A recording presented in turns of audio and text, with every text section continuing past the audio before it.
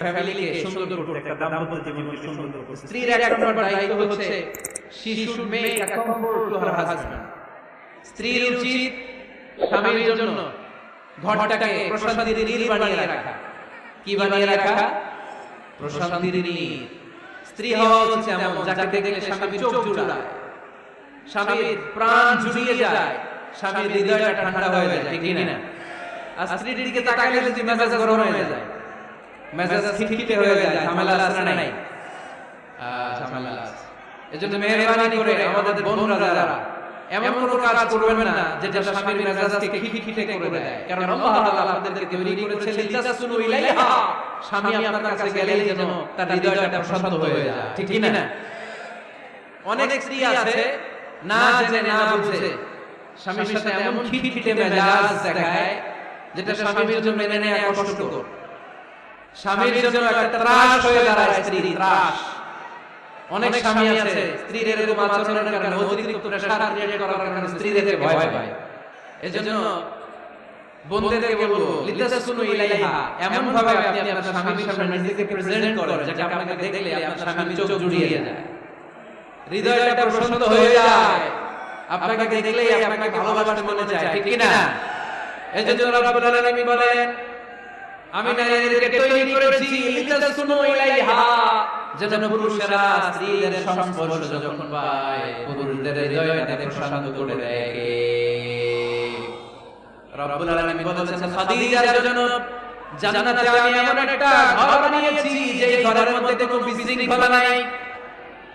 খাদিজার জন্য জান্নাতে এমন একটা প্রাসাদ আমি বানিয়েছি যে প্রাসাদের মধ্যে কোনো আওয়াজ নাই, কোনো কোলাহল নাই, কোনো বিশৃঙ্খলা নাই।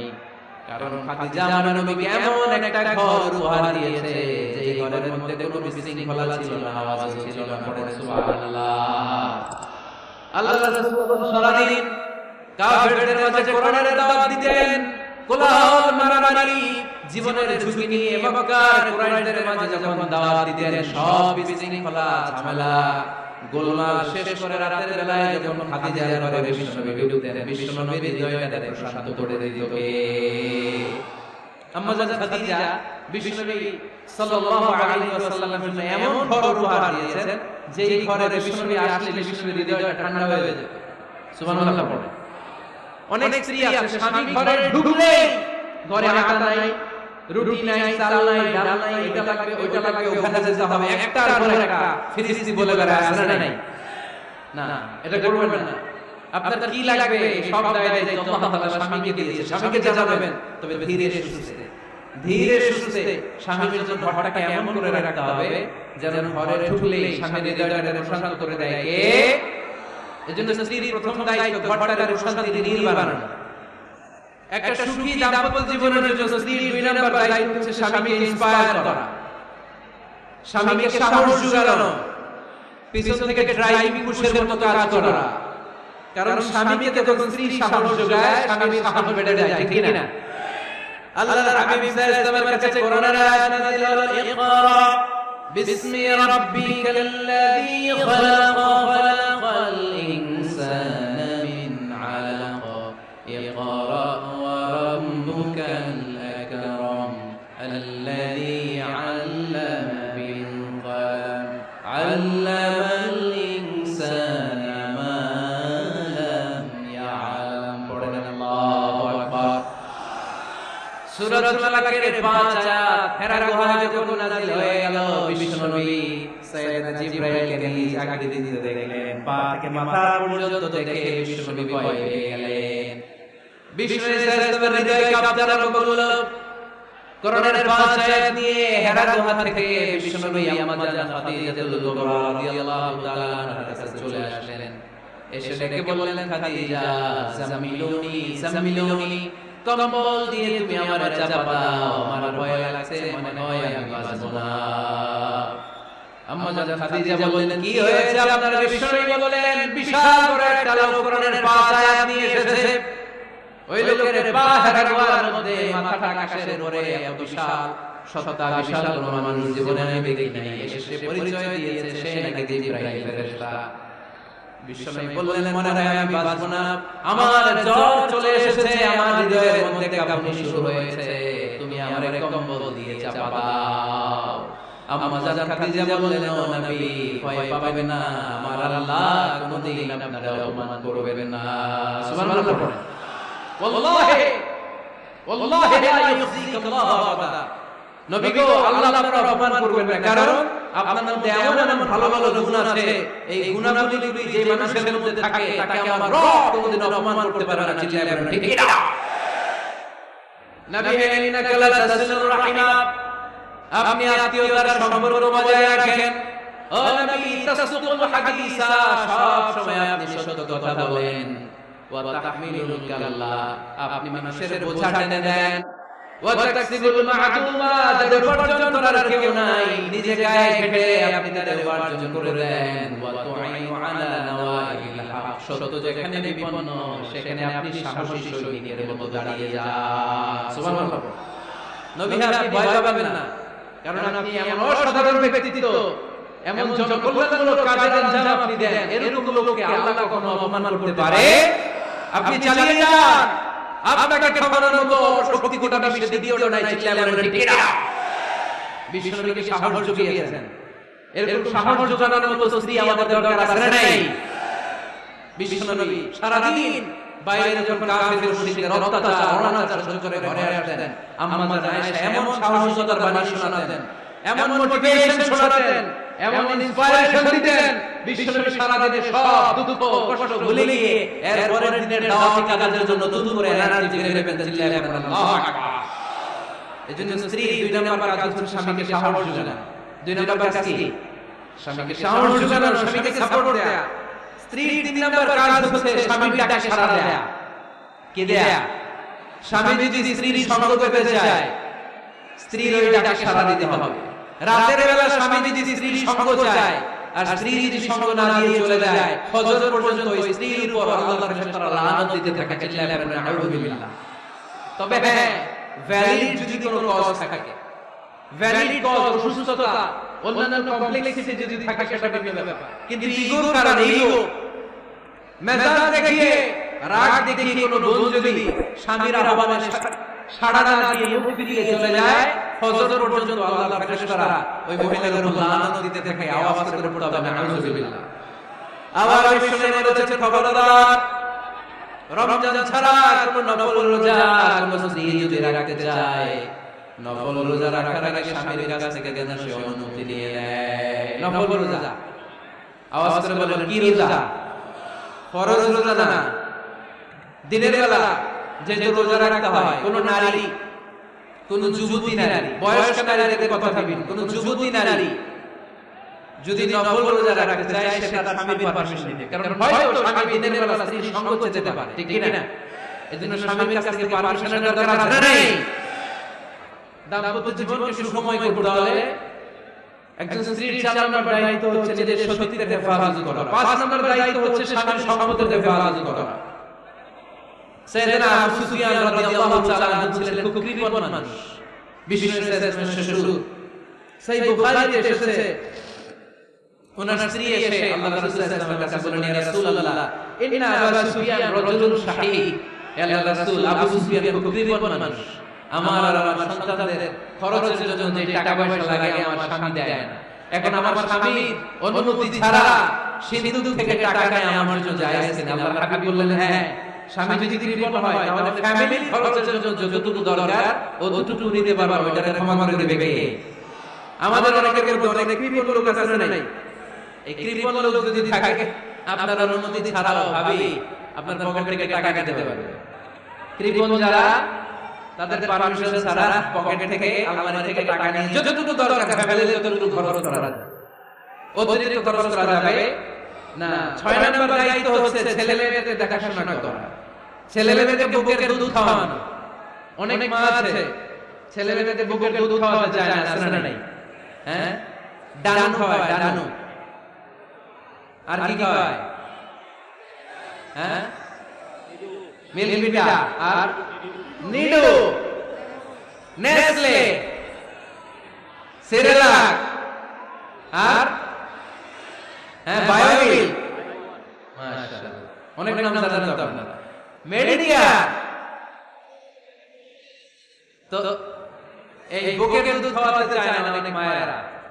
আপনার বুকের দুধের মধ্যে বাচ্চাদের জন্য আল্লাহ রাব্বুল আলামিন ন্যাচারাল ভ্যাকসিন দিয়ে দিয়েছেন। চিল্লায়ে বলেন সুবহানাল্লাহ।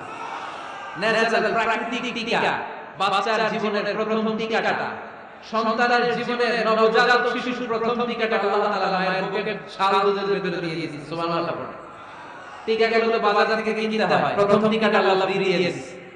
সুবহানাল্লাহ বলবেন না? এজন্য রাব্বুল আলামিন বলেন ওয়াল ওয়ালিদাতু ইউদি'না আওলাদাহুন্না হাওলাইনি কামিলাইনি লিমান আরাদা আইয়ুতিম্মা রাদাআ। দুনিয়ার প্রতিটা মায়ের উচিত টানা 2 বছর তাদের সন্তান সন্ততিদেরকে দুধ খাওয়ানো। কয় বছর? আওয়াজ করে বলতে হবে, কয় বছর? মায়ের বুকের দুধ যে ছেলে দুধ খায় না, এদের ব্রেনের গ্রোথ হয় না। এগুলো হয় বলদান নাম্বার 1। কি হয়?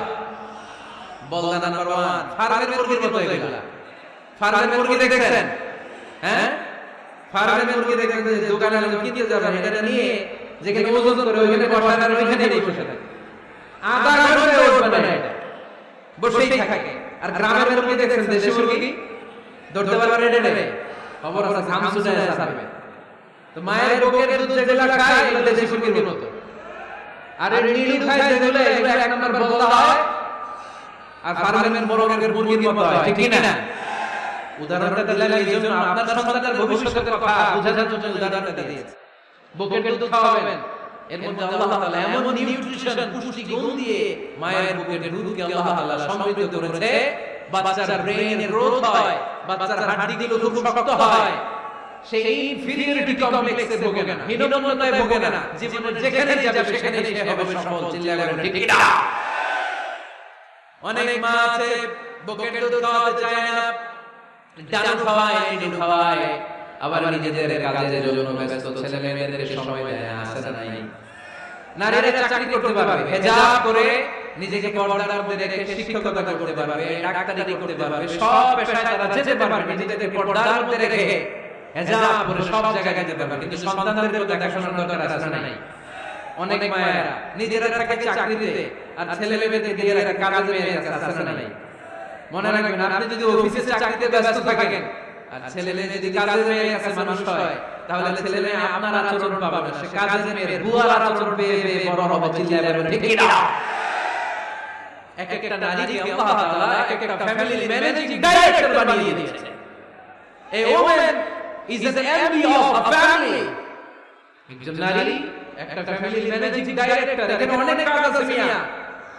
এখানে তার ফুড ম্যানেজমেন্ট এনশিওর করতে হয়, এখানে অনেক ডিপ্লোমেসি জানা লাগে। একজন নারীকে ফ্যামিলিতে টিকে থাকতে হলে কূটনীতি লাগে, শাশুড়ির সাথে বউয়ের ঝগড়া আছে না নাই, তো ম্যানেজ করতে হয়। একান্নবর্তী ফ্যামিলি হলে স্বামীর ভাই বোন এদের মন মানিয়ে চলতে হয়, পুরো ঘরটাকে হ্যান্ডেল করতে হয়। এখানে আছে ফুড ম্যানেজমেন্ট, এখানে আছে ক্লিনিং ম্যানেজমেন্ট, এখানে আছে ডিপ্লোমেসি, পুরো ঘরের মধ্যে তো বিশাল একটা অফিস। এই কাজ ছেলে দিয়ে মহিলারা বাইরে ঘুরে বেড়ায় না, ফ্যামিলি সামলান। আপনি যদি ঘরমুখ হন তাহলে আপনার ফ্যামিলিতে বরকত দিয়ে এটাকে সমৃদ্ধ করে দেবে কে? তাহলে সুখী দাম্পত্য জীবনের 6 নম্বর ফর্মুলা হচ্ছে ছেলে মেয়েদের সময় দেয়া। ছেলে মেয়েদের সময় দেন। Spending money, spending time is more important than spending money for children. ছেলে মেয়েদের জন্য টাকা ব্যয় করার চেয়ে ছেলে মেয়েদের সাথে সময় ব্যয় করা বেশি গুরুত্বপূর্ণ। ঠিক কি না? এমন অনেক ফ্যামিলি আছে আমি দেখেছি যে বাবাও চাকরিজীবী, মাও চাকরিজীবী, আছে না নাই? হয় ডে কেয়ারে না কাজে বুয়ার কাছে মানুষ হইছে। বাবা মারা যখন সকালে অফিসের জন্য বের হয় তখন ছেলে মেয়ে ঘুমায়, আবার রাতে যখন মিটিং সিটিং সব শেষ করে ঘরে আসে তখন ছেলে মেয়ে ঘুমায়। শুক্রবার ছাড়া বাবা মা ছেলে মেয়ে দেখা নাই। এরকম ফ্যামিলি আছে না নাই? ঢাকাতে পারিবারিক ক্রাইসিসের সংকুল আমরা প্রায়ই শুনি। আল্লাহ তুমি আমাদের ফ্যামিলির উপরে বরকতময় করো, আমাদের ফ্যামিলির জন্য আমরা জান্নাতের ইমেজ উপভোগ করতে পারি, তুমি তৌফিক দান করো। আওয়াজ করে বলো আমিন। 7 নম্বর দায়িত্ব বিশ্বনবী বলেছেন, খবরদার স্বামী পছন্দ করে না এমন কোন লোককে স্ত্রী যেন ঘরে অ্যালাউ না করে। স্বামী পছন্দ করে না এমন কোন লোককে আপনার স্ত্রী ঘরে অ্যালাউ করতে পারবে?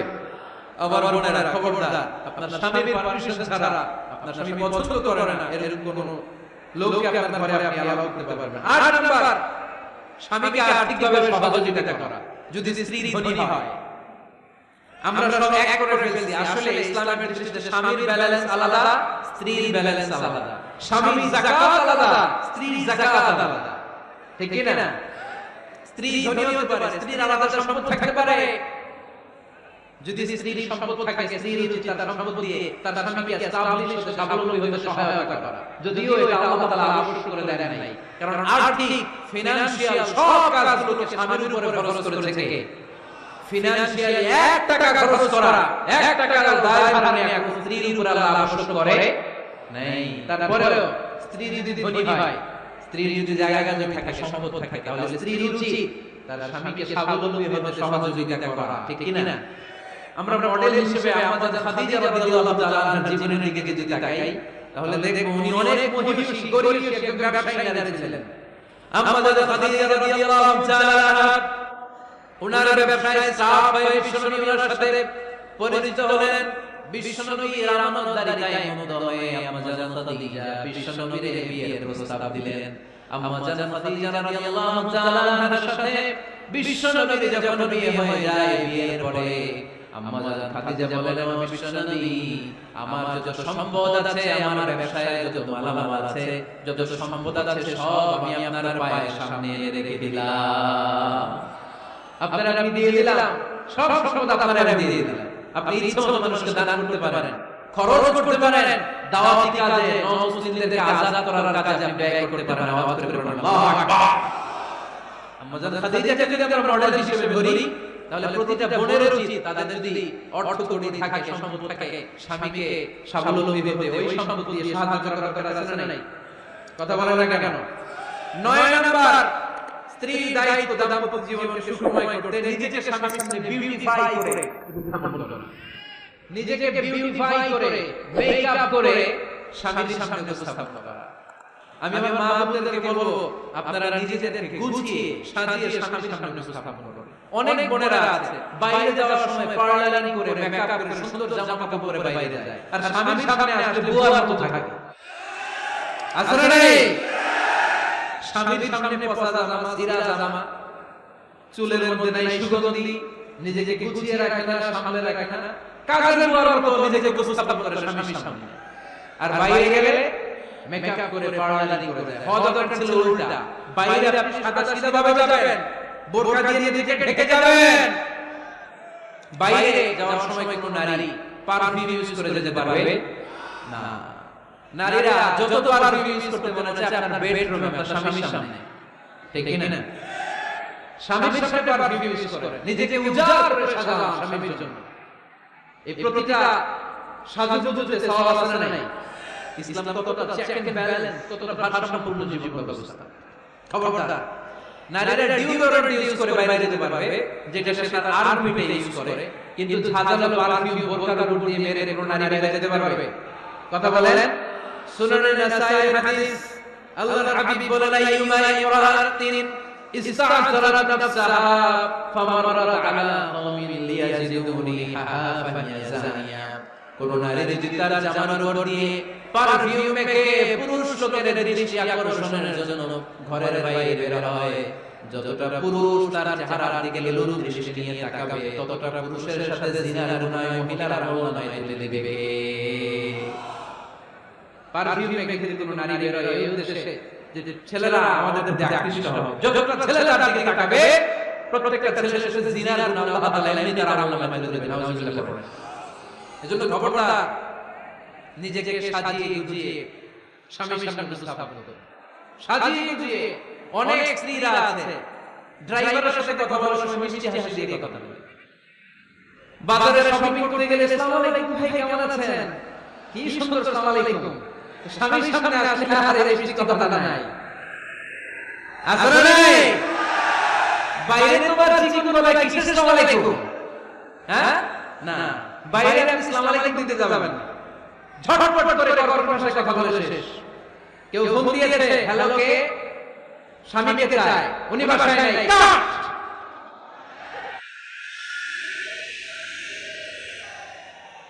কারা চান? আপনার হাজবেন্ড নাই, কাট, শেষ করে দিবেন।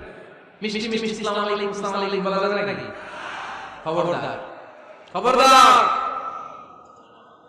বাজার করতে গেলে কি মিষ্টি হাসি, দোকানে গেলে কি মিষ্টি আলাপ, ড্রাইভারের সাথে কি সুন্দর কথা, সিএনজি ওয়ালার সাথে কি সুন্দর আলাপ, আর ঘরে আসলে এই চেহারা দিয়ে এরকম করে রাখে। আসলে নাই, ঘরে আসলে স্বামীর সাথে খিটখিটে মেজাজ, না উল্টো করে ফেলছেন আপনি।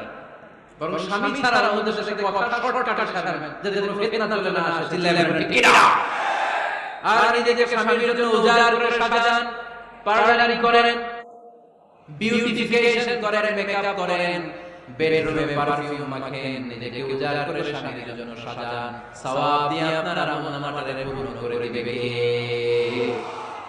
বিশ্বনবী যখন সফরে যেতেন, সফর থেকে ফিরে আসার সময় ডিরেক্টলি স্ত্রীর ঘরে যেতেন না।